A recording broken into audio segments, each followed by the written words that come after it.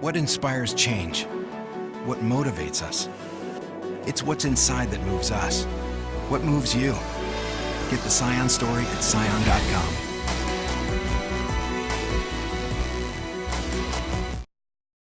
Heavy rains over the past week put facilities in the Department of Education to the test, and Simon Sanchez High School was one of those schools most affected by water damage, with flooded classrooms and hallways prompting an early release on Friday morning. It's an aged facility, obviously a lot of issues that we'd like to address over at Simon Sanchez, and we're thinking about how we can provide the resources to do that.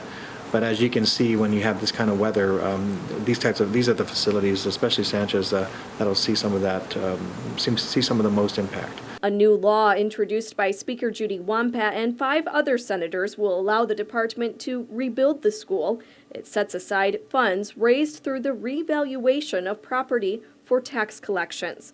DOE Superintendent John Fernandez is grateful to the legislature and to the governor for approving the funding source, though it will take some time for the funds to be available. We're looking forward to having that support. And right now we got to just get down to planning so that when the money becomes available, we're ready to go. The department might have another school to plan for soon, too. Republican senators recently introduced a measure funding a new middle school through the maturity of tax bonds. The $4.8 million in funds won't be available until 2019. But Fernandez says that gives the department plenty of time to decide whether to build a new school or renovate or consolidate existing schools instead. Middle school does not have the same enrollment issues, capacity issues that the high schools have. We have a lot of middle schools, especially towards the south, that do have extra capacity. I think the question there is what size makes sense for the middle schools. In the north, we have schools that could accommodate, up to 2,200 students, and I think that's just too large of a school. So just because you have the facility doesn't mean you want to fill it to the brim. DOE is still hoping to open a new high school in Tietzen in time for the next school year.